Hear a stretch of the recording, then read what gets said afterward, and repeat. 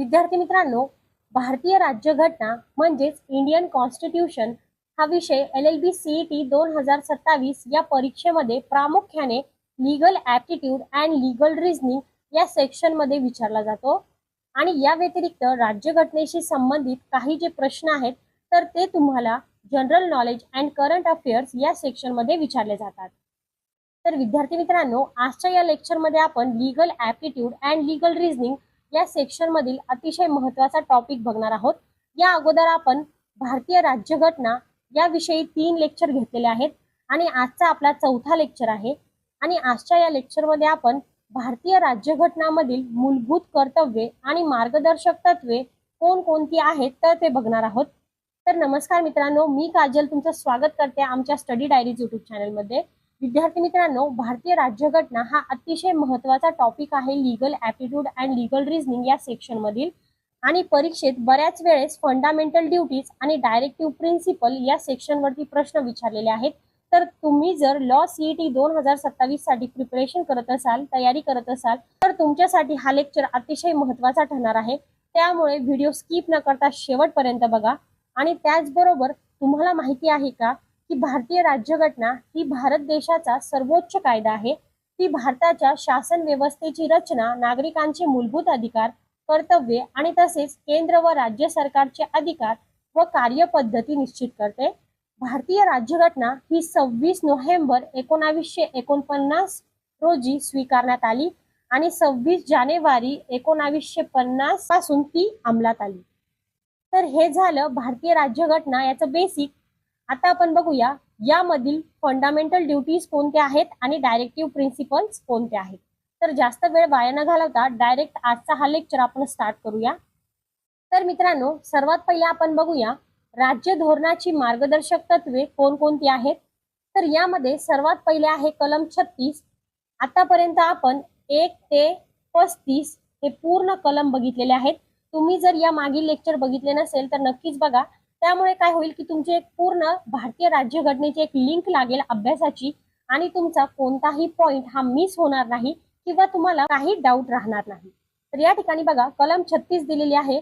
या कलमामध्ये मार्गदर्शक तत्वाची व्याख्या दिली आहे। आणि मित्रांनो, तुम्हाला मार्गदर्शक तत्वे म्हणजेच की डायरेक्टिव्ह प्रिन्सिपलची व्याख्या माहिती आहे का? तर बघा, कोणतीही संस्था, शासन किंवा व्यक्ती यांना निर्णय घेताना, धोरणे आखताना आणि कार्य करताना जे दिशा देणाऱ्या मूलभूत मूल्यांना, नैतिक मानकांना किंवा सूचनांना मार्गदर्शक तत्वे म्हणजेच की डायरेक्टिव्ह प्रिन्सिपल्स असे म्हणतात। आणि ही जी तत्वे आहे तर ती कृतीचा मार्ग निश्चित करते। त्यानंतर आहे कलम 37 आणि यामध्ये दिले या भागात अंतर्भूत असलेली तत्वे लागू करणे, पण या भागात असलेल्या तरतुदी कोणत्याही न्यायालयामार्फत अंमलबजावणी योग्य असणार नाही। त्यानंतर आहे कलम 38 आणि कलम 38 मध्ये दिले राज्याने लोककल्याणाच्या संवर्धनासाठी समाज व्यवस्था प्रस्थापित करणे। तर हे कशामध्ये आहे तर कलम 38 मध्ये। त्यानंतर आहे कलम 39 आणि यामध्ये सांगितले की राज्याने अनुसरावयाच्या विविक्षित तत्वे यामध्ये विभागले आहेत। त्यानंतर 39 क आहे समान न्याय व कायदेविषयक मोफत सहाय्य। आणि कलम 40 मध्ये आहे ग्रामपंचायतीचे संघटन, राज्य हे ग्रामपंचायती संघटित करण्यासाठी उपाययोजना करील व त्यांना स्वराज्याचे मूल घटक म्हणून कार्य करण्यासाठी उपाययोजना करील व त्यांना स्वराज्याचे मूल घटक म्हणून कार्य करण्यास समर्थ करण्यासाठी आवश्यक असतील असे अधिकार व प्राधिकार प्रदान करील। तर कोण प्रदान करील तर कलम 40 यानुसार। त्यानंतर आहे कलम 41 नुसार कामाचा, शिक्षणाचा व विविक्षित बाबतीत लोकसहाय्याचा हक्क यामध्ये दिलाय। त्यानंतर आहे कलम 42 आणि यामध्ये सांगितलंय राज्य हे कामांबाबत न्याय व मानवीय परिस्थिती निर्माण करण्यासाठी व प्रसूती विषयक सहाय्यासाठी तरतूद करील। त्यानंतर पुढची कलम आहे 43 आणि कलम 43 नुसार कामगारांना निर्वाह वेतन इत्यादी गोष्टींचा यामध्ये समावेश होतो। त्यानंतर आहे कलम 43 क आणि यामध्ये दिले उद्योगधंद्याच्या व्यवस्थापनात कामगारांचा सहभाग। त्यानंतर आहे कलम 44 आणि यामध्ये स्पष्टपणे सांगितले की समान नागरिक कायदा याचा समावेश कलम 44 मध्ये केला आहे। त्यानंतर आहे कलम 45, 6 वर्षापेक्षा कमी वयाच्या बालकांची प्रारंभिक बाल्यावस्थेतील देखभाल आणि शिक्षण याकरिता तरतूद. त्यानंतर आहे कलम 46 आणि यामध्ये सांगितलंय अनुसूचित जाती, अनुसूचित जमाती आणि इतर दुर्बल घटक यांचे शैक्षणिक व आर्थिक हित संवर्धन करणे, हे या कलम 46 मध्ये दिलं आहे. हे या कलम 46 मध्ये समाविष्ट करण्यात आलेलं आहे.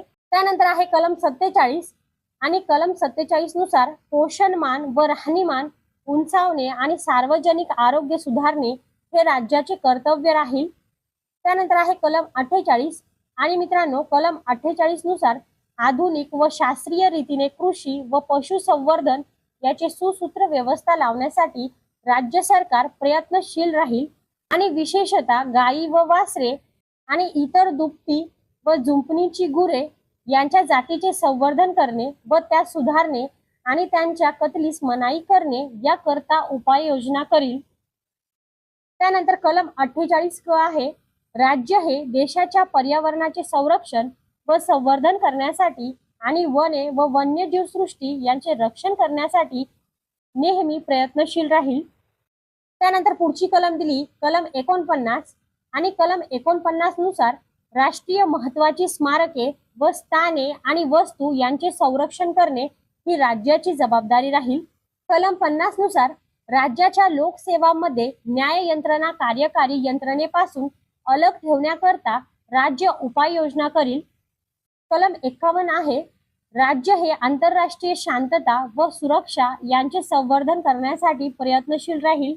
तर मित्रांनो अशा प्रकारे आपण कलम 36 ते कलम 51 यामध्ये पूर्णपणे राज्य धोरणाची मार्गदर्शक तत्वे म्हणजेच की डायरेक्टिव्ह प्रिन्सिपल्स हे बघितलेले आहेत. आता आपण बघूया मूलभूत कर्तव्ये म्हणजेच की आपले फंडामेंटल ड्युटीज कोणकोणत्या सांगितल्या आहेत ते. तर यामध्ये बघा फंडामेंटल ड्युटीज म्हणजेच की मूलभूत कर्तव्ये आपल्याला खालील प्रमाणे दिलेले आहेत.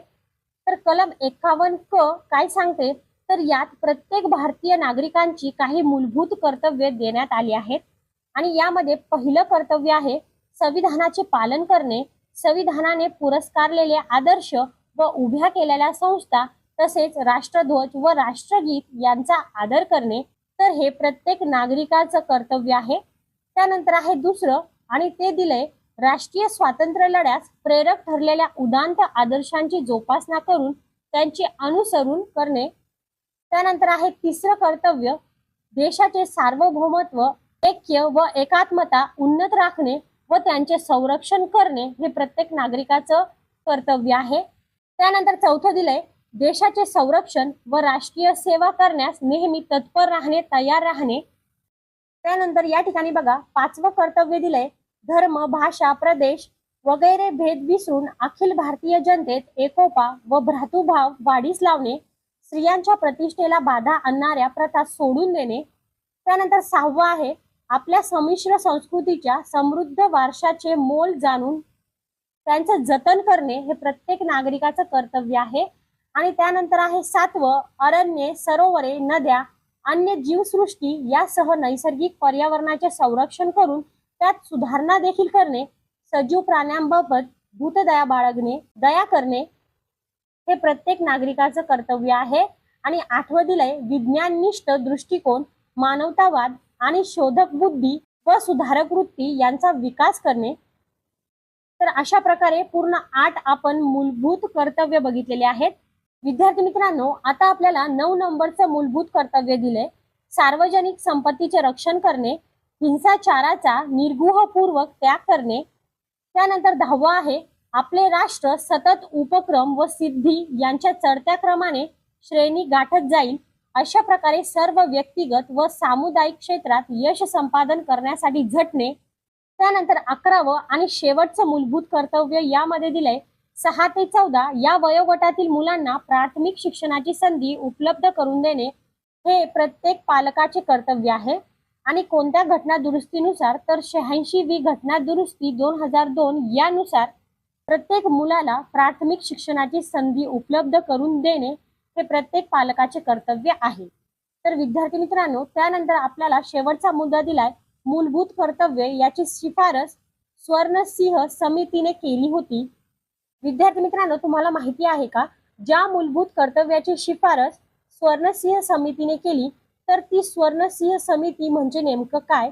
तर विद्यार्थी मित्रांनो, आणीबाणीच्या काळात म्हणजेच की 1976च्या सालात ही समिती स्थापन करण्यात आली आणि ही एक भारतीय संविधानात मूलभूत कर्तव्ये म्हणजेच की फंडामेंटल ड्युटीज समाविष्ट करण्याची शिफारस करण्यासाठी ओळखली जाते आणि या समितीच्या शिफारशीनुसार 1976च्या 42व्या घटना दुरुस्तीने संविधानात भाग 4A आणि कलम 51A हे जोडले गेले, ज्याद्वारे मूळ 10 जी कर्तव्ये होती तर ती लागू झाली. तर अशा प्रकारे ही पूर्ण स्वर्णसिंह समिती होती. प्रत्येक पॉइंट तुम्ही लक्षात ठेवायचा आहे, जेणेकरून कोणत्याही पॉइंटचा जर तुम्हाला प्रश्न विचारला गेला तर तुम्ही त्याचं उत्तर इझिली लिहू शकाल. तर मित्रांनो, अशा प्रकारे आजचा हा सेशन आपला या ठिकाणी संपलेला आहे. आजच्या या सेशनमध्ये आपण मूलभूत कर्तव्ये म्हणजेच की फंडामेंटल ड्युटीज आणि मार्गदर्शक तत्वे म्हणजेच की डायरेक्टिव्ह प्रिन्सिपल्स हे दोन्ही व्यवस्थितपणे अभ्यासलेले आहेत. तुम्हाला जर याविषयी काही डाऊट्स असतील तर तुम्ही मला कमेंट सेक्शनमध्ये विचारू शकता आणि त्याचबरोबर रेग्युलर व्हिडिओ बघण्यासाठी किंवा लॉ सीईटी 2027 ची पूर्णपणे तयारी करण्यासाठी तुम्हाला कुठेच जायची गरज नाही. तुम्ही आमच्या चॅनलवरती रेग्युलर व्हिडिओ बघत चला. विद्यार्थी मित्रांनो, तुम्ही जर आमच्या चॅनलवरील व्हिडिओ रेग्युलरली बघितले तर तुम्ही लॉ सीईटी 2027 ही परीक्षा नक्कीच क्रॅक कराल. तर आय होप की आजचा हा सेशन तुमच्यासाठी फायदेशीर ठरला असेल.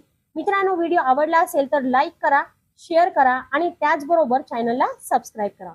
धन्यवाद.